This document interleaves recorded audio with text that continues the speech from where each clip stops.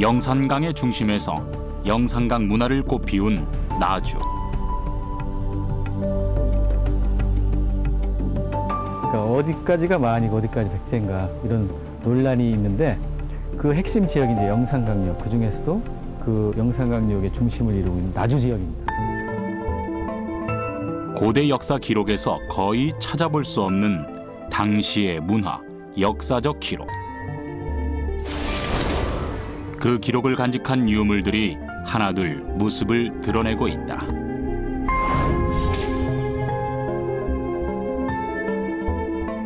이런 의문을 풀 수 있는 실마리는 결국은 역사 기록이 남아있지 않기 때문에 이런 대형의 고분이라든가 발굴 조사하고 연구함으로써 밝혀질 수 있는 것이죠.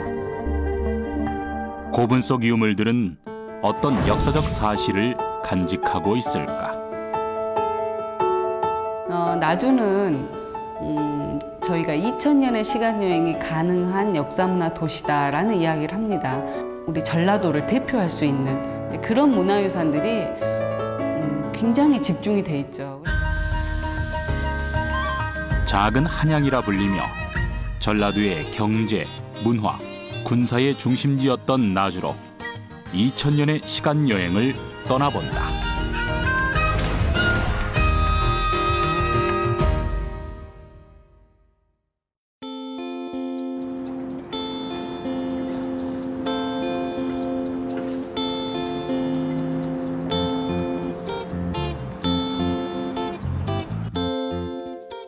한강, 낙동강, 금강과 함께 우리나라 4대 강이 속하는 영산강.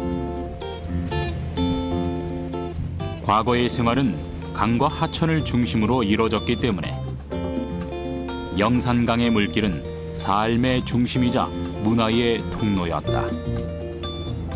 그리고 우리가 고대 문명사를 보면은 거의가 어디든지 강을 끼고 그러한 문화가 발달했기 때문에 나주도 예외는 아니고, 더구나 영산강 같은 경우에는 바닷물이 3분의 1 정도 들어왔던 강이기 때문에 모든 물류의 그 소통이 됐던 그런 강이라고 할 수 있습니다.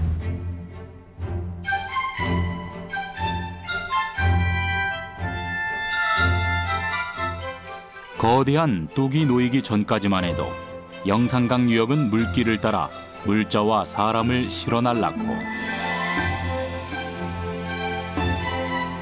드나드는 배들로 인해 교역 또한 활발했다.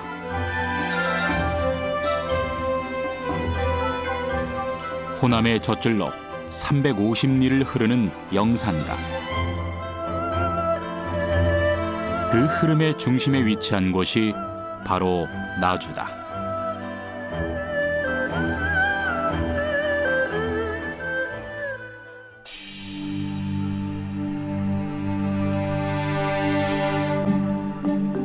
조선왕조실록에서는 세종, 연산군, 중종, 선조, 광해군의 기록을 통해 나주가 지리적으로 중요한 위치를 차지하고 있었다는 내용을 찾아볼 수 있다.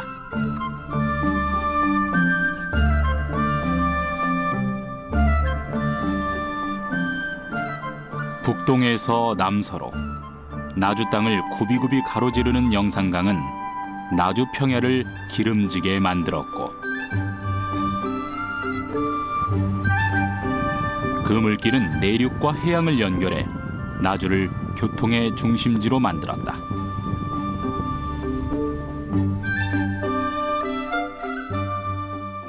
영산강이라고 하는 부분은 나주의 모든 역사 문화가 처음 만들어지고 키워지고 꽃을 피웠던 본 무대라고 생각을 하시면 되고, 또 나주라고 하는 곳이 바로 그런 영산강이라고 하는 천혜의 뱃길을 가지고 내륙과 해양을 연결하는 아주 중요한 지리적 요충지였기 때문에 또 서로 나주에서 새로운 역사를 만들고자 했던 그런 어떤 지리적인 이점을 가지고 있었다고 보시면 되겠습니다.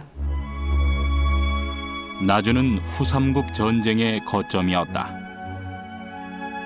왕건과 견훤은 후삼국의 패권을 놓고 긴 공방을 벌였다.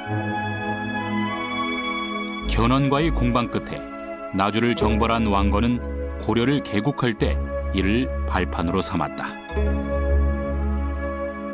만약에 후삼국의 뭐 견원을 견제하기 위해서는 육로로도 할 수 있지만 바다를 통해서 이 후미에서 칠 수 있는 곳이잖아요. 그러다 보니까 중요한 역할을 할 수 있는 지정학적인 이점이 있었죠, 나주가. 왕건은 나주에 당도했을 당시 말을 타고 샘 옆을 지나다 훗날 장화 황후가 되는 오씨 처녀를 만나 둘째 부인으로 맞아들였다. 그렇게 둘 사이에서 낳은 아들이 바로 고려 2대 왕 해종이다. 고려 태조가 나주에서 오다려는 딸이나 그 외에 우리나라 전역에서 29명의 토호들을 만나지 않았더라면은, 만나가지고 어떤 관계를 맺지 않았더라면은 사실 후삼국에서 고려라는 나라가 이루어지지 않았을 것이거든요. 나주 사람들의 아주 전폭적인 지지를 얻게 되고, 그러면서 결국 전라도에서 일어났었던 후백제의 견제 세력이 돼가지고 결국은 왕건이 고려를 갖다가 나라를 일구게 된 결정적인 계기가 바로 나주라고 볼 수 있습니다. 지리적 이점과 역사적 사건의 중심에 있었던 나주는 성종 2년 나주목이 돼 11개 속현을 다스리며 전라남도의 중심으로 자리 잡았다. 신증 동국 여지승남에 따르면 고려를 개국할 때 나주를 발판으로 삼았던 태조가 친히 나주의 행차에 목으로 승격시켰을 정도로 나주를 으뜸으로 삼았다는 기록을 찾아볼 수 있다. 전라도 지역의 목은 나주를 포함해 3곳이었는데 목의 개편으로 나주는 전남 지방의 유일한 목이 됐다. 고려시대가 되면서 지방의 편제를 정리를 하게 되는데요. 그때 목이라고 하는 행정구역이 생기게 되고, 나주는 983년에 처음 목이 생길 때 전주, 승주, 나주 이렇게 3개의 목이 됩니다. 그러다가 1018년에 나주만이 유일하게 호남에서 목이라는 행정구역으로 개편이 되면서 그 지위를 유지하게 되고, 호남을 명실상부하게 전부 관할하는 호남의 행정 중심지가 되었다는 그런 의미로 이해하시면 되겠습니다.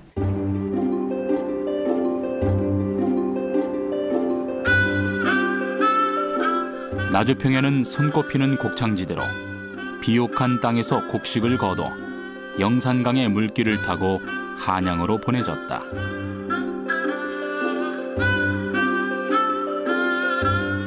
신증 동국 여지승남에 의하면 나주는 벼가 많이 나고 물산이 풍성해 전라도 조세가 모이는 곳이라 기록되어 있을 정도로 나주는 호남의 곡창을 상징했다.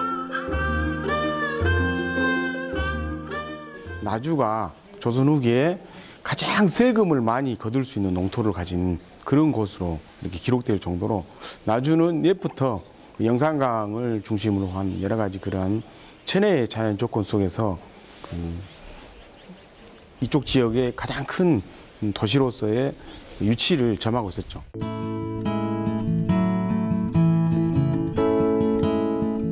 영산강과 금성산. 당시 교통의 요충지였던 나주는 자연적, 지리적으로 한양과 닮아 있었다. 이중화는 택리지에서 북쪽에는 금성산이 있고 남쪽으로는 영산강에 닿아 고을의 형태가 한양과 흡사하다고 기록했고, 이를 작은 서울인 소경이라 불렀다.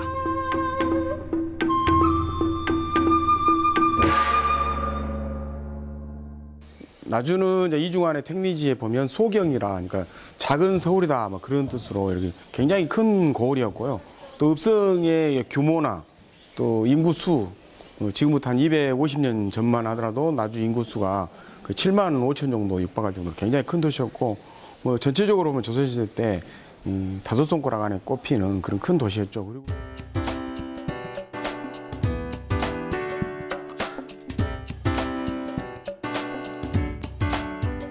나주 읍성은 사대문의 구조가 한양 도성과 같고 대표적인 석성이다. 동전문은 동쪽에 세워진 문이다. 동전문이라는 이름은 시경에 나오는 동점우해, 그래서 동쪽으로 흘러서 점점 바다로 나아간다라는 뜻인데요. 나주가 큰 바다로 나아갈 수 있기를 바라는 마음에서 지어진 이름이라고 하고요. 이 문은 동쪽에 있으면서 영산강과 접해 있기 때문에 4대 성문 중에서 가장 큰 성문이고 중요한 성문이었습니다. 동전문은 나주로 들어오는 제1관문이자 나주의 상징적인 성문으로 꼽힌다.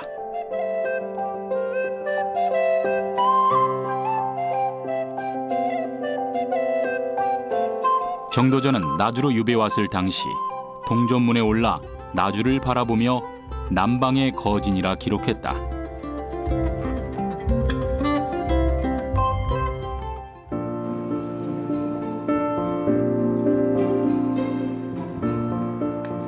고려시대 축성된 나주읍성은 일제강점기 당시 대부분 손실되거나 훼손됐다.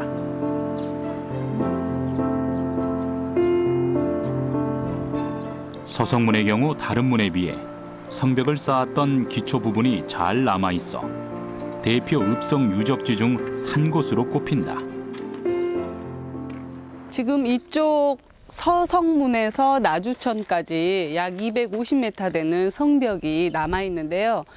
나주 읍성에서 유일하게 서쪽에만 성벽이 원형 그대로 남아있어서 4대 성문 중에서 가장 중요한 문으로 꼽히기도 합니다.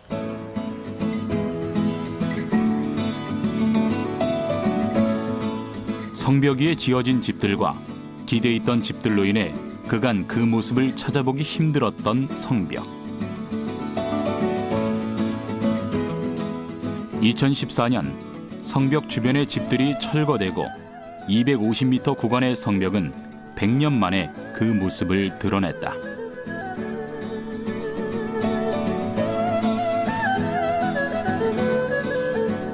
복원을 통해 옛 모습을 찾아가는 나주 읍성.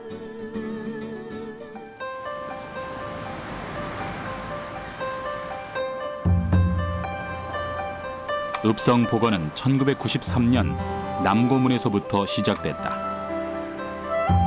남고문은 팔짝 지붕 형태로 겉모습은 숭례문의 모습을 연상시킨다.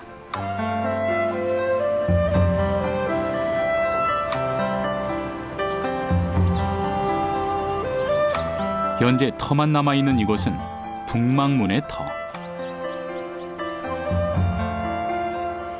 복원을 통해 점차 원래의 모습을 찾아가며 역사의 기록을 되살리고 있다. 읍성 안으로 들어가면 그 중심에 금성관이 위치해 있다. 금성관은 고려, 조선 시대에 각 고을에 설치한 객사로 나주 목사 이유인이 세웠는데 그 규모가 웅장하고 화려하기로 손꼽힌다.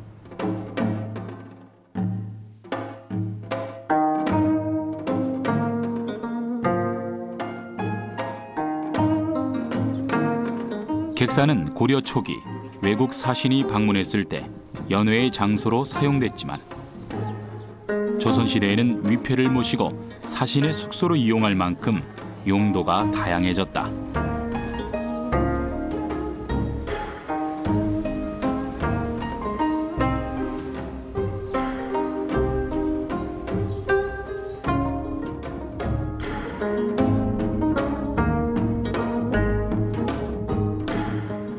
지금 전라남도 유형문화재로 지정이 돼 있으면서 보물로 지정 신청이 돼 있어서 나주를 상징하는 건축적으로 상징하는 상징물이기도 하고요.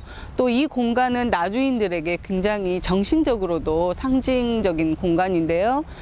김천일 의병장 임진왜란 이후에 최초로 의병을 일으키실 때 바로 이 건물의 정문이었던 망화루 앞에 광장에서 출병식을 가졌던 곳이기도 하고요. 또 이제 명성황후가 시해되셨을 때 빈소가 차려져서 백성들의 슬픔을 표현했던 장소이기도 하고요. 또한 이곳은 국왕이 내리는 교서를 선포하였던 곳으로 왕권의 연결고리 역할을 하는 상징적인 장소이기도 했다. 일제강점기 군청 사무소로 개조되었다가 1976년 원래 모습에 가깝게 복원됐지만 발굴과 복원 작업은 계속되고 있다. 이 중앙 정청인 금성관, 그다음에 양쪽에 동서이컨이 모두 한 덩어리로 이루어져 있는데 전국에서 가장 크고 화려한 건물로서 우리나라 관아 건물 중에 객사 건물로는 가장 어떤 원형을 잘 간직하고 있고 또 이렇게 경내의 어떤 공간까지도 잘 보존이 되고 있어서 많은 분들이 건축적으로도 또 역사적으로도 공부를 하러 많이 오기도 합니다.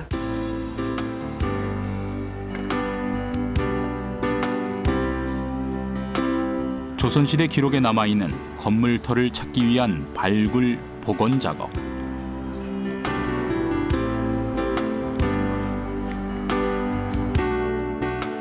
웅장한 규모로 당시 나주의 위상을 가늠하게 하는 나주객사 금성관은 전라남도 유형문화재 제2호로 건축적 연구가치 또한 지니고 있다. 네, 지금 하는 작업들은 이제 금성관이라고 하는 조선시대 지방의 궁궐이자 객사였던 이 공간을 제대로 원래대로 회복하기 위해서 발굴 조사를 거쳐서 조선시대 때 기록에 있는 건물 터들을 찾고요. 또 이제 그 발굴 결과를 토대로 어떻게 이제 복원하고 정비해 나갈 것인지를 세우기 위한 토대로서 발굴 조사가 이루어지고 있습니다.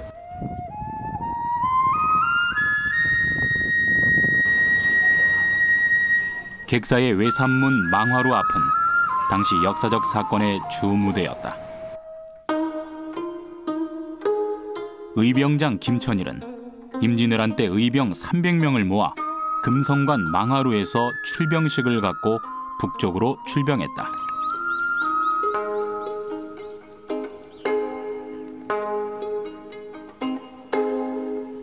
김천일은 조선 중기 문신이자 임진왜란 때 호남에서 가장 먼저 의병을 일으킨 의병장이다. 나주에서 의병을 일으켜 수원, 강화도 등에서 활약한 김천일. 첫 전투인 수원 지역에서 승리를 거두며 활약하다 진주성이 함락되자 순절했다. 근데 김천일 선생님은 나주가 낳은 대단한 학자셨고요. 유일로 그러니까 학문이 굉장히 깊다 해서 이렇게 조정에 나가셨다가 낙향하셔가지고 시골에서 후학을 양성하던 중에 임진왜란이 발발하니까 이쪽에서 의병을 일으켜서 진주성 제2차 진주성 싸움에서 성이 함락되니까 그 아들 장자인 상건과 같이 난강에 투신해서 순절하신 충절 인물을 모신 충절 인물이시죠.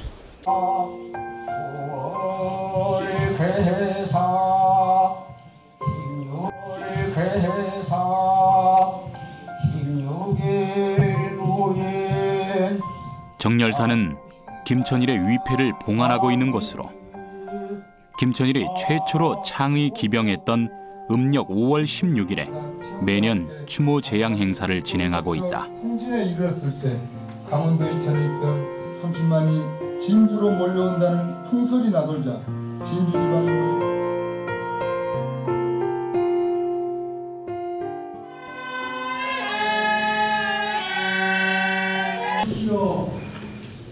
1627년 문열의 시호가 내려진 문열공 김천일을 포함해 5분의 위패를 모시는 정열사는 나주 선조들의 충절을 기린다. 예로부터 고려 건국, 조선 건국의 주인공 역할을 하셨기 때문에 나라를 지키는 일은 우리 나주 사람들이 꼭 해야 될 일이고 목숨을 걸고 해야 될 일이라고 하는 그 의로운 정신이 굉장히 강하게 흐르고 있습니다. 나주인이 주인이고 또 나주가 일어나서 나라를 지키지 않으면 안 된다라고 하는 그런 그 굳건한 정신이 1000년 이상 이렇게 쭉 흘러왔다고 보시면 되겠습니다.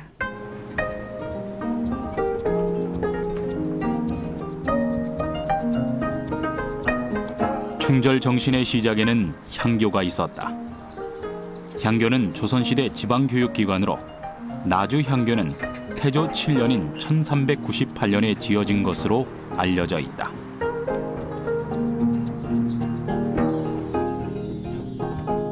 향교는 제향 공간인 대성전과 강학 공간인 명륜당을 핵심으로 이뤄진다.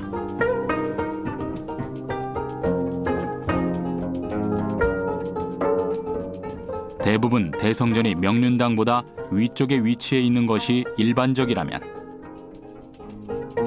나주 향교는 성균관과 마찬가지로 대성전이 앞에 오고 명륜당이 뒤에 위치한 전묘 후학의 배치를 보인다. 대성전이 뒤에 있는 데는 산 밑에 향교가 있을 때는 뒤에다 짓는다. 그리고 평범한 이렇게 평행지에서는 앞에다 짓는다. 그렇게 대답을 하는데 거기다가 하나 더 보태면은 어떻게든지 더 존숭을 할 것이냐. 우리가 성현들을 어떻게 정성을 다해서 높이 모실 것이냐 하는데 뜻이 있는 것 같습니다.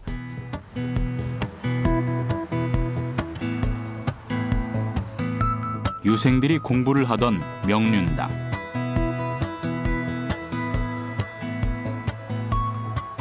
명륜당을 중심으로 양쪽에는 동제와 서제가 위치해 있다.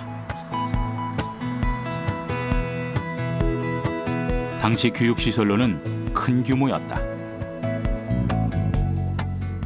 나주 향교의 기숙사가 특히 지금 동제가 11칸, 서제가 11칸인데 다른 향교에 비해서 기숙사가 이렇게 큰 것은 많은 인재들이 공부를 많이 했다고 하는 증거도 되겠습니다.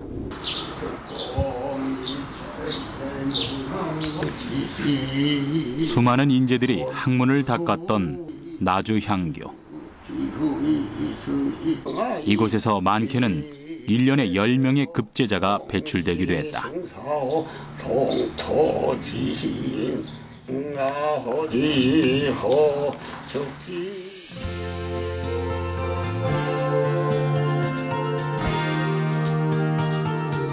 자연적, 지리적 조건은 물론 건축물의 형태가 한양을 닮아 작은 한양, 소경이라 불리며 명실상부 호남 행정의 중심이었던 나주.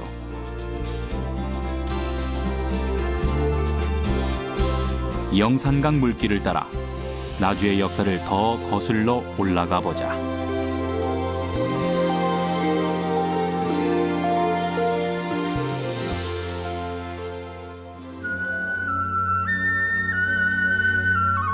영산강 유역을 따라 형성된 고분군에선 다양한 유물이 출토되며 숨겨진 역사적 기록을 꺼내고 있다. 특히 나주 지역은 영산강의 흐름을 타고 수많은 고분군이 형성되어 있는 것을 확인할 수 있다.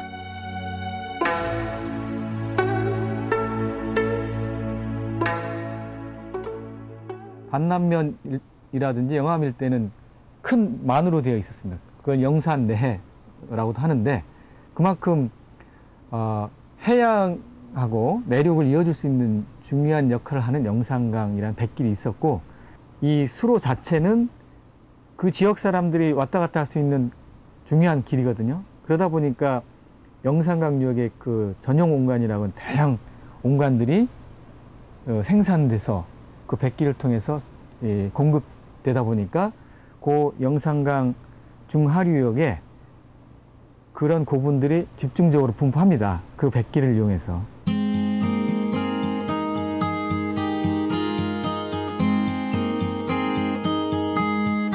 다양한 묘제가 복합된 보감리 고분군. 총 4호분으로 이루어진 보감리 고분은 3세기에서 7세기까지 사용된 누세대적 고분으로 여러 세대가 한 무덤 안에 안치됐다. 그 나주 보감리 고분은 대략 한 3세기경부터 7세기까지 한 400년간 축조된 그런 고분입니다. 그래서 이 고분의 그 내용을 보면 그 고대의 이 지역 사람들이 백제나 신라나 가야 그리고 바다 건너 외 즉 고대 일본이죠. 그런 지역들과 서로 교류를 했던 그런 활동상을 고스란히 담고 있고. 총 사어부는 200m 안에 분포해 있다. 거대한 고분이 만들어졌음에도 불구하고 영산강 뉴욕 고분에 대한 기록은 고대 역사에서 거의 찾아볼 수 없다. 때문에 남아있는 고분과 발굴되는 유물은 당시 사회를 규명하는 데 중요한 단서가 된다. 다시 말해서 베일에 쌓인 고대 세력이었고, 또 다시 말하면은 이 수수께끼의 왕국이었다고 그렇게 얘기를 할 수가 있는 것이죠. 이렇게 기록이 없기 때문에 이 지역에 이런 그 왕릉을 만들었던 이런 세력들은 어떤 세력인가 하는 분에 많은 의문을 가지고 있었습니다. 이런 의문을 풀 수 있는 실마리는 결국은 역사 기록이 남아있지 않기 때문에 이런 대형의 고분이라든가 또는 주변의 다양한 생활 유적들을 발굴 조사하고 연구함으로써 밝혀질 수 있는 것이죠.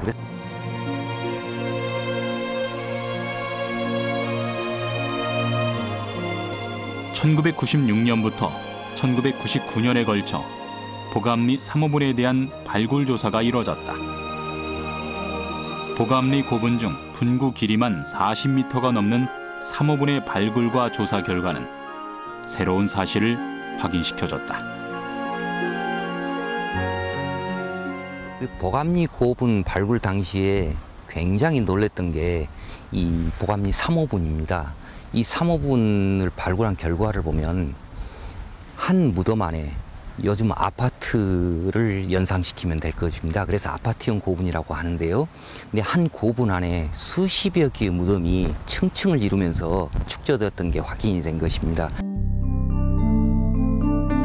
그동안 유래를 찾아볼 수 없었던 아파트 형식의 고분이었다. 3호분 안에는 돌방, 돌런날, 그리고 널무덤 등 영산강 유역에 나타날 수 있는 7가지 형태의 묘제 41기가 켜켜이 쌓여 있었다.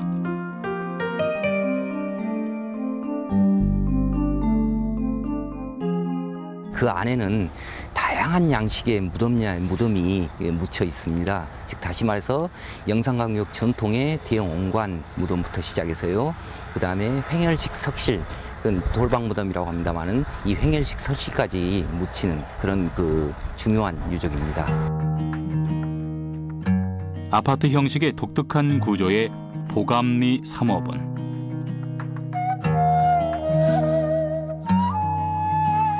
처음에는 옹감묘의 형식만 있었다. 다음엔 석실과 석관, 옹감묘가 자리했고 그 위로는 백제식 석실묘가 배치되어 있었다. 이러한 결과는 기존 통설을 흔들며 고고학계에 새로운 의문을 제시했다.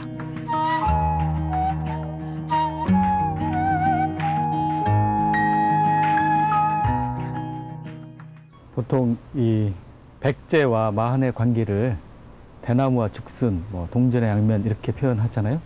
그러니까 어디까지가 마한이고 어디까지 백제인가 이런 논란이 있는데 그 핵심 지역이 이제 영산강유역, 그 중에서도 그 영산강유역의 중심을 이루고 있는 나주 지역입니다. 그래서 나주가 백제에 언제 이제 편입됐는가, 통합되었는가의 문제는 문헌사하고 문헌사에서 먼저 연구를 해서 근초고항 때 4세기 중엽에 이제 통합된 것으로 여겨지고 있는데 사실 그 자체도 문헌적인 근거가 좀 취약한 편이에요. 근데 이제 최근에 고고학적인 발굴 조사가 많이 이루어지면서 정말로 이제 근초고항 때에 나주를 포함하는 영산강 유역이 백제에 통합되었는가 하는 의문이 많이 생긴 거죠.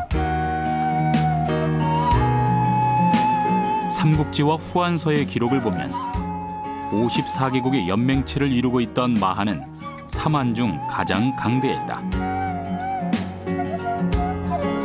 나주를 포함한 영산강 유역은 마한의 영역이었고 4세기 백제 근초고항 때 병합되었을 거란 통설이 자리하고 있었다. 하지만 새로운 사실이 밝혀진 것이다. 보감리 고분은 이 초기에는 대형 옹관묘를 쓰지만은 점차 그 횡혈식 석실, 다시 말해서 돌방 무덤이죠. 이 돌방 무덤으로 변해가는 그런 변화 양상을 보여주고 있습니다. 그래서 문화적 성격을 서로 달리하면서 그러면서도 고구려나 백제나 신라 또는 가야와 다른 그런 독특한 지역 문화를 가지고 있는 그런 세력을 형성하고 있었던 것이죠. 마하는 6세기에도 독자적인 세력을 형성하고 있었다는 해석이 가능하다. 보감리 3호분 석실 내에 옹관이 사용됐다는 점 때문이다. 1996년도에 나주 보감리 3호분 그 남쪽 정면에서 석실 하나가 조사가 됐는데 그걸 발견해 보니까 그 안에 매장 그러니까 시신을 안치하는 시설로 옹관을 사용했습니다. 그거는 이거는 전혀 못 보던 조합이거든요. 그러니까 석실이 도입됐어도 여전히 거기에 묻힌 사람은 그 현지 사람들이고 백제의 직접적인 지배를 얘기해 주는 것은 아니다.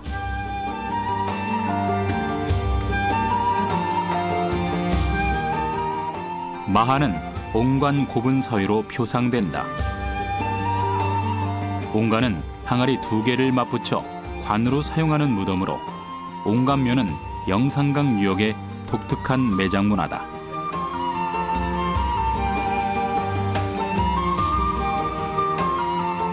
3세기 말 당시 주민들은 옹관을 주묘제로 채택했고 옹관을 중심으로 한 고분군이 형성되기 시작했다.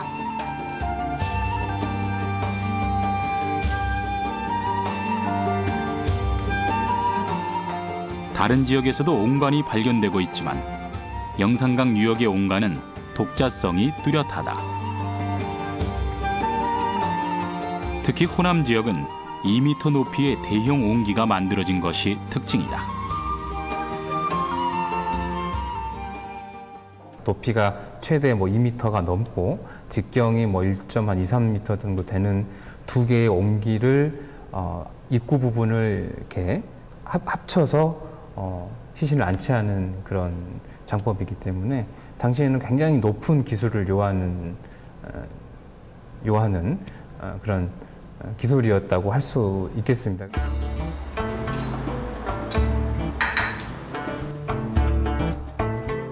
현재 나주문화재연구소에서는 대형 옹관을 복원하기 위한 연구와 실험이 진행되고 있다.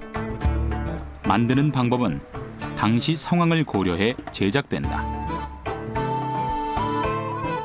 영산강 일대의 2차 퇴적 점토를 반죽해 가래떡처럼 둥글게 흙가래로 만들어 태를 쌓아가며 옹기를 빚는다.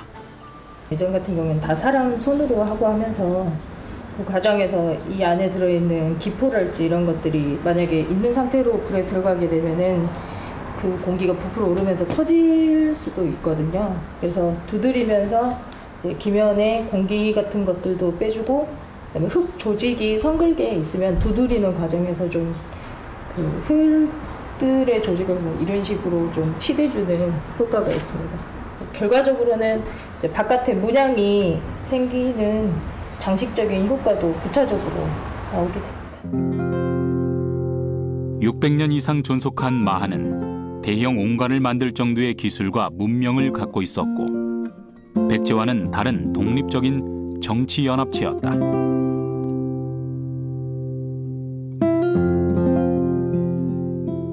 옹관을 어떻게 제작하고 시신을 안치해 이동했는지에 대한 종합적인 연구와 복원 실험은 당시 고대 사회를 연구할 수 있는 중요한 단서다. 이런 것들을 다시 재현을 하기 위해서 저희 연구소에서 옹관 소성 실험을 계속 해오고 있습니다. 그래서 어느 정도 전체 형태 부분에 있어서는 거의 이제 완전하게 복원을 할 수가 있는 상태고요. 구체적으로 세부적으로 어떤 흙을 어떻게 이용했는지, 그것을 어떤 식으로 배합을 해서 이런 형태를 만들었는지 부분에 대해서 좀 추가적인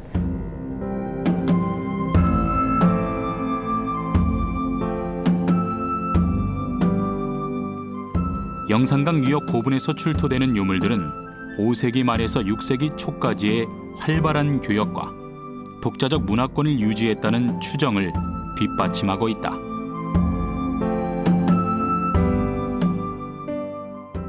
신라 유물, 가야 유물, 백제 유물 그리고 바다 건너 외에 즉 고대 일본입니다만은 일본의 유물까지도 들어와 있습니다. 다시 말해서 보감리 3호분 하나만으로 우리가 알 수 있는 것은 당시에 이 세력들이 굉장히 활발한 대외 교류를 하고 있었다라는 것을 알 수 있는 것이죠. 다시 말해서 왕도의 버금가는 또는 이 지역의 중심지로서 위치하면서 이 지역을 이끌었던 고대 사회를 이끌었던 한 세력의 축이 있었다. 그렇게 얘기를 할 수가 있는 것이죠.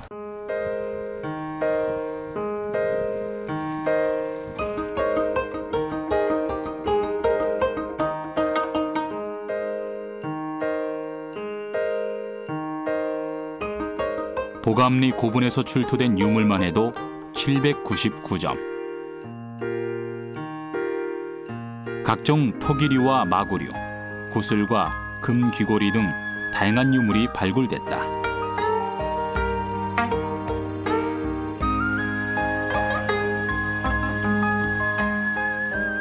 또한 목걸이와 은제 관식, 장신구,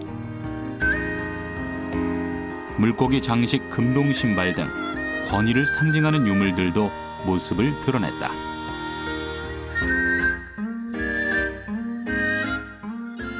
(3, 4, 5, 6세기에는 고분 축제에 많은 에너지를 써서 삼국 모두 이게 커다란 고분을 씁니다. 그 중에 이제 고총이라고 하는 것들이 있는데, 그런 지역 고총에 백제 왕권에서 하사한, 나눠준 금동 신발, 금동관, 환두대도 이런 귀한 물건들이 무덤에 묻히게 되죠. 근데 그건 단순한 사치품이 아니고, 그것을 왕권이 나눠준다는 것은 그 지역사에서 그것을 받은 사람이 제1인자다. 그 지역사에서는 수장이다라는 것을 이제 보증해 주는 거고.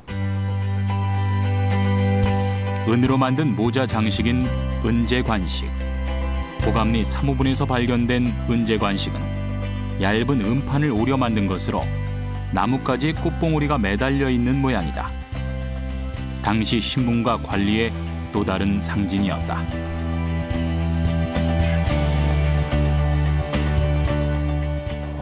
육품 이상의 나솔 이상의 관등을 가진 백제 관리가 사용하던 그런 신분적인 상징물입니다.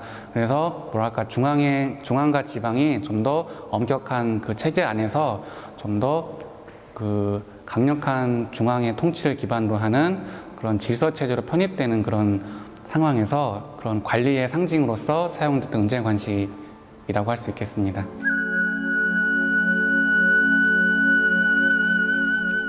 고분에서 발견되는 유물들을 통해 나주는 호남 행정의 중심으로 오래전부터 권력과 세력이 형성되어 왔다는 것을 알 수 있다.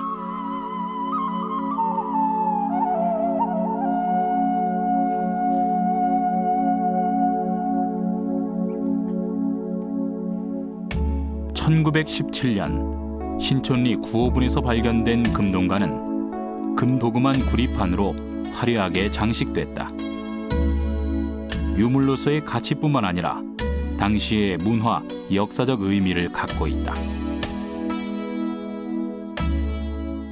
또 영산강 유역의 그런 넓은 나주평화가 어떤 고대 세력이 성장한 데 있어서 상당한 물적 기반을 제공했다고 볼 수가 있을 것 같습니다. 그런 바탕에서 이 지역에도 상당한 수준의 정치 세력이 성장할 수 있었을 것으로 여겨지고 있고, 그에 따라서 이런 고급 유물들이 출토될 수 있는, 만들어질 수 있는 그런 바탕이 여기에 있었던 것 같습니다.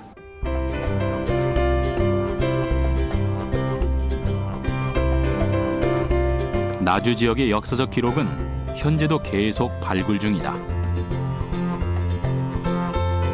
지난 2013년 발굴 조사 당시 나무로 뒤덮여 있었던 이곳. 나무를 베어보니 한 변의 길이가 40m에 달하는 방대형 정촌 고분이 모습을 드러냈다. 해발 112m, 자매산 경사면에 축조돼 조망권을 확보하고 있었던 정촌 고분은 고위층의 무덤일 것이란 추측이 있었다. 토기류와 마구, 화살촉 등 유물 1,500여 점이 발견됐고, 금제 장신구와 금동 신발 등 고급 유물도 발견됐다.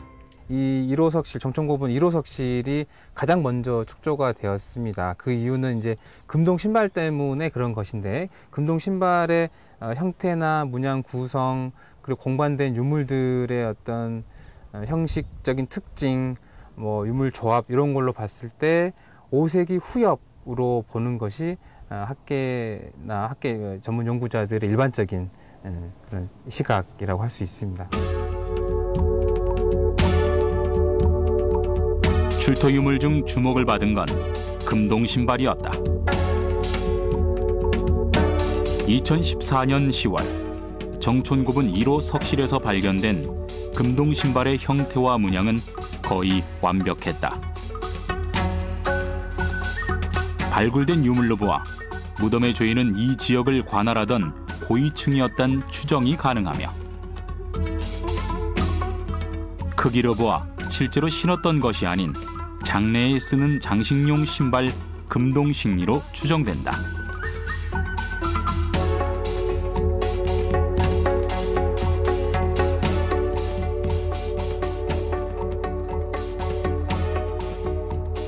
내부를 관찰한 결과 눈에 띄는 문양이 발견됐다. 엑스레이 촬영을 한 결과 금동신발 밑바닥에서는 이제 발바닥 가운데서 다음과 같은 연화 문양이 이제 관찰이 되었고요. 이 연화 문양을 중심으로 위쪽과 이제 아래쪽에는 용을 정면에서 보았다는 견해와 도깨비 문양으로 보고 있는 두 가지 견해로 분분하긴 한데, 다음과 같은 위쪽과 아래쪽에 문양이 관찰되었습니다. 이제 특징적으로는 이제 이쪽에 있었던 발등 부분에서 이제 같이 출토가 된 이제 발등 장식에서 이제 용 머리가 이제 그대로 관찰이 되어가지고 용이 불을 뿜고 있는 형상을 알 수가 있었습니다. 연꽃과 용 문양은 투조와 선각 기법을 사용한 것으로 확인됐다. 현대 금속 세공업자들도 제작하기 힘든 문양으로 예술적 가치가 높다. 안에 있는 문양 자체가 양쪽 편이 다른 형태고요. 그다음에 그 도상학적으로 매우 복합적으로 되어 있습니다. 그래서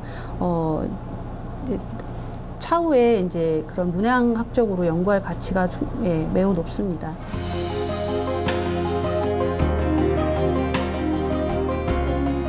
발굴된 금속문화재는 가치를 되살리기 위해 보존 처리를 진행한다. 매장 당시의 상태나 온도, 습도가 달라 급격한 부식이 발생할 수 있기 때문이다.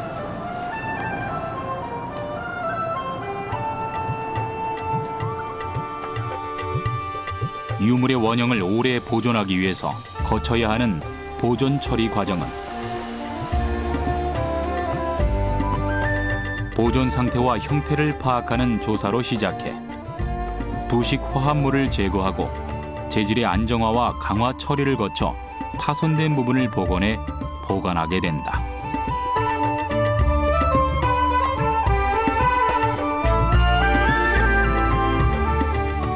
발굴된 유물이기 때문에 이게 원형을 이제 복구하는 게 가장 중요하는데, 이제 그 복구할 때 이제 이물질을 제거하면서 원형을 복구하지만 또 이제 오랜 시간 동안 매장되어 있기 때문에 매우 상태가 취약합니다. 그래서 그런 취약한 상태를 강화 처리, 부분적으로 강화 처리를 하면서 이제 가장 훼손되지 않은 상태로 원형을 이제 회복해 주는 게 가장 큰 중요한 점이라고 생각합니다.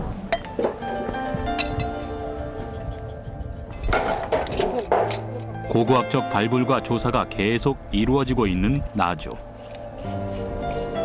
조금씩 모습을 드러내고 있는 나주의 역사와 문화는 우리나라 고대사 연구에 큰 동력을 제공하고 있다. 이쪽 지역이 삼국시대에 해당하는 역사 기록이 굉장히 희소하기 때문에 그런 역사적인 기록을 보완할 수 있는 방법은 무엇보다도 또 이처럼 발굴 조사를 통해서 아주 적나라하게 세부적인 부분들을 복원해 줄 수 있는 부분이기 때문에 이런 고분 발굴 조사, 거기 출토된 유물들에 대한 조사 연구는 우리나라의 역사 기록을 좀 풍부하게 하기 위한 그 차원에서 반드시 필요한 부분인 것입니다. 우리가 잘 알다시피 고대 국가 그러면 고구려, 백제, 신라가 있습니다. 고구려 왕도, 백제의 왕도, 뭐 공주, 부여, 그리고 이제 서울이 있습니다만 그 신라의 왕도, 경주, 우리가 그 지역들을 가면 가장 먼저 눈에 띄는 게 왕릉입니다. 즉 다시 말해서 왕도이기 때문에 왕의 사후세계라고 할 수 있는 왕릉이 만들어지는 것이죠. 그런데 그러한 그 대규모의 그런 왕릉이 만들어지는 곳이 바로 이 나주 지역입니다. 다시 말해서 나주 지역은 우리가 역사 기록에 나와 있지 않은 어떤 미지의 세력입니다만은 그 미지의 세력을 이끌었던 주인공들이 여기에 자리 잡고 있으면서 다시 말해서 왕도에 버금가는 또는 이 지역의 중심지로서 위치하면서 그 이 지역을 이끌었던 고대 사회를 이끌었던 한 세력의 축이 있었다. 그렇게 얘기를 할 수가 있는 것이죠. 백제 역사 유적지구가 세계문화유산에 등재된 것은 중국과 외화를 연결시켜주는 가교 역할을 하면서도 나름대로 독특한 문화를 꽃피웠기 때문인데, 영산강 유역의 나주를 중심으로 하는 영산강 유역은 똑같이 그런 역할을 하면서도 더 미시적으로 이제 백제 왕권하고 지역사회라는 점까지 더해져서 독특한 문화를 형성하고 발전시켰기 때문에 그런 현상은 세계적으로도 보기 드문 문화적 현상이 아닌가, 그런 관점에서 더 연구를 하고 유적이나 유물 연구를 통해서 드러낸다면 뭐 세계문화유산 등재에 좋은 영향을 미칠 것으로 생각합니다.